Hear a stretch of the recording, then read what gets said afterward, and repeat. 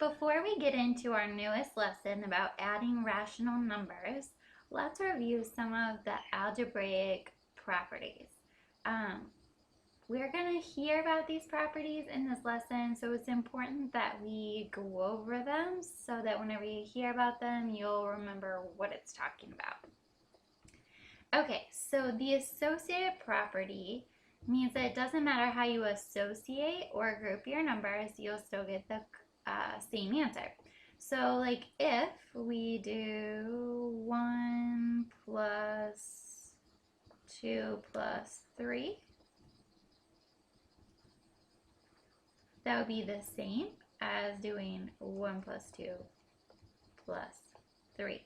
We do parentheses first and get 5, then I want to get 6. Here we do parentheses first and get 3, then add 3 and still get 6. And it doesn't matter what numbers you use. That's just an example. The commutative property says that the order that you add or multiply your numbers doesn't matter. 5 plus 4 is 9. 4 plus 5 is also 9. Same thing with multiplication. 9 times 3 is 27. 3 times 9 is 27. It doesn't matter the order. The identity property says that if you have a number and you add 0, you get its identity. It doesn't change. If you have a number and you multiply by 1, you get its identity. It doesn't change. The inverse property we've talked about in a previous lesson. Inverse means opposite. If you take a number and add its opposite, you get 0. For multiplication, this one's a little trickier and we won't talk about it a whole lot for at least for a while. But if you take a number and its multiplicative inverse or its reciprocal, you always get 1. So this is just to give you a little idea about these properties. These are something you should have heard about before. But whenever we talk about associative property, we talk about how we group the numbers. Commutative property is the order that you add or multiply. Identity is what you do that keeps it the same. And inverse is opposites. All right, let's get into our lesson.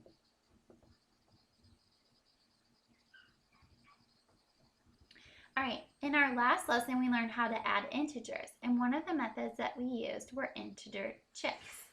This example is going to show us how what's happening visually with the integer chips can be written as a mathematical problem using numbers and our properties. Property Hero is here to help you remember the identity property, the commutative property, and the associative property. You can use some of these to help add positive and negative numbers. Try it with integers first. You can use properties of addition to simplify a sum of rational numbers with different signs. For example, simplify -7 plus 4. Okay, remember whenever we would use the integer chips, that part of what we would do is make those 0 pairs. So we'd have 4 positives here, so we'd want to match that up with 4 negatives. So we're going to see how they do that with the numbers. Rewrite -7 as -3 plus -4.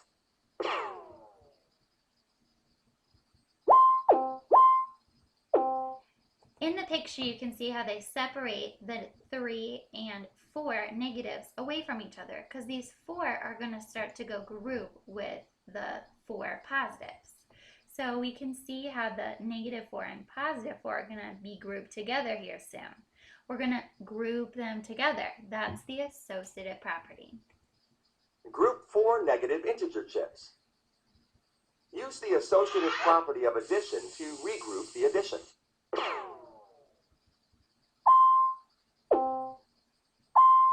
Join 4 negative integer chips with 4 positive integer chips. Okay, so you should be following what's happening visually with what's happening with the numbers. We separated 4 negatives and put them with the 4 positives. Well, what's going to happen when you put -4 and +4 together? That's the inverse property. We have opposites. We're going to get 0. Use the inverse property of addition to cancel negative 4 and 4.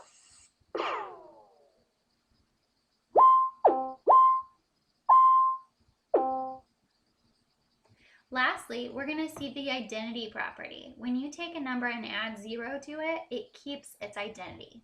Remove the 0 pairs. Use the identity property of addition. The sum of negative 7 plus 4 is negative 3. Now try it with decimals. Okay, now they're going to show how you can use the same idea to do harder problems. Whenever you're dealing with decimals and fractions, obviously things are going to get more complicated. We have 3.5 plus negative 5.5. We want to create 0 pairs. So we can pair up our 3.5 with a negative 3.5. So we got to break this negative 5.5 down. Simplify 3 and 5/10 plus negative 5 and 5/10. First, split negative 5 and 5/10 into negative 3 and 5/10 plus negative 2. Use the associative property of addition to group the additive inverses. So we're grouping that 3.5 and negative 3.5 because that's our 0 pairs. We're putting them together and we're going to get 0. What is the sum of two additive inverses? Use the inverse property of addition. Lastly, we'll see the identity property. When you add 0 to a number, it keeps its identity. Use the identity property of addition.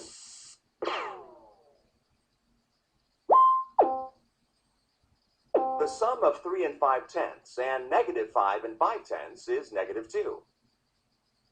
Okay, if this seems like kind of a complicated way to solve this problem, I mean, it kind of is. We're really breaking it down step by step. And the thing about this is that we're able to see that it really does work. And it uses things that we know to be true, like the associative property and the inverse property. It also is giving us a detailed description of what's happening whenever we use the integer chips. So it's important that we look at these ideas, but I think as we keep talking, we're going to find a shorter, maybe quicker way to do these problems. All right, here's one for us to try together. This one's dealing with fractions. We're trying to do 3/5 plus negative 1/5. Well, we want to create the 0 pair. So we want to have a negative 1/5 and a positive 1/5. So we got to break the 3/5 down. If we want a positive 1/5 to start making that 0 pair, what will we have to create 3/5 altogether? 1/5 and 2/5. All right, we're just going to use the associative property. We're going to group the 0 pair together. But the numbers are all going to stay the same. We're just going to group them. Now what happens when you have these opposites, your inverses? You get 0. And what happens when you add 0 to a number? It keeps its identity. Okay. This is a way to solve addition problems by using the properties and writing it all out step by step.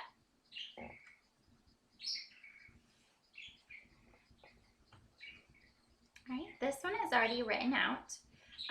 We have 9.3 plus negative 12.7.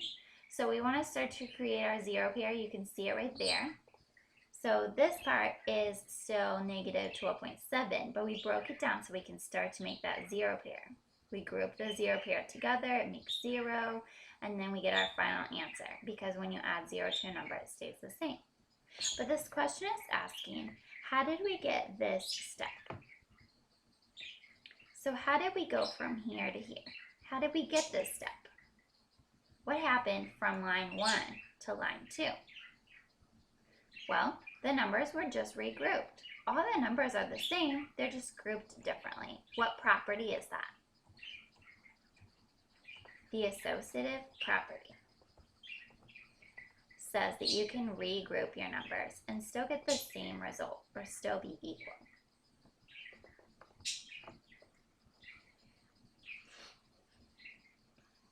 Okay, so we looked at all kinds of ways to add numbers, positives and negatives. We tried the number line, we looked at integer chips. I talked about positive team and negative team. We've even looked at properties of how we can break down the problem using the associative property, the inverse property, the identity property, things like that. Well, as we work on problems, we should notice a pattern. Anytime that we add two numbers with the same sign, we add the numbers and keep the sign. So the same sign, like this one is -1/2 and -3/2. We add and keep the sign. Think about positive team, negative team. They're both on the negative team. So this is making a total score for the negative team. They both work together. We add them.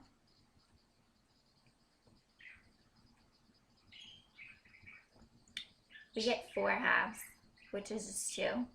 And they're working for the negative team, so it's -2. Add and keep the sign. Okay, so what happens if the numbers are different signs? Like if we have one number working for the positive team and one number working for the negative team. Well, if we have different signs, we're going to have to find the difference between the two numbers. See how much more one team got than the other. And then we keep the sign of the bigger number because that's the team that won. Okay, so thinking back to our positive team and negative team. The positive team has 1.5, the negative team has 2. We would say, oh, the negative team won. They had the most. So that's the one, that's the sign of the number with the greater absolute value or the bigger looking number. -2 really isn't bigger than 1.5, but it looks bigger. It's further from 0. And we find out how much more it got. The negative team got 0.5 point or 0.5 more. So we find the difference between the two numbers, we subtract.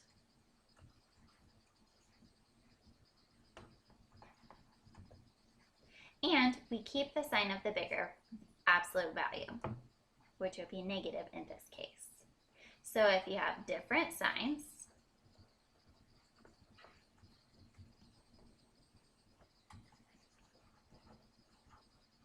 find the difference, aka subtract.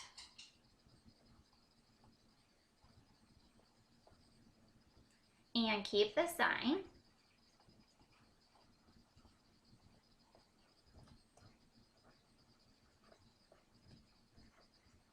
Of the number with greater absolute value.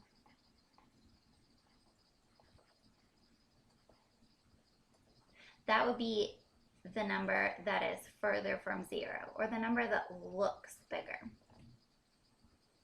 Of the number with, greater absolute value.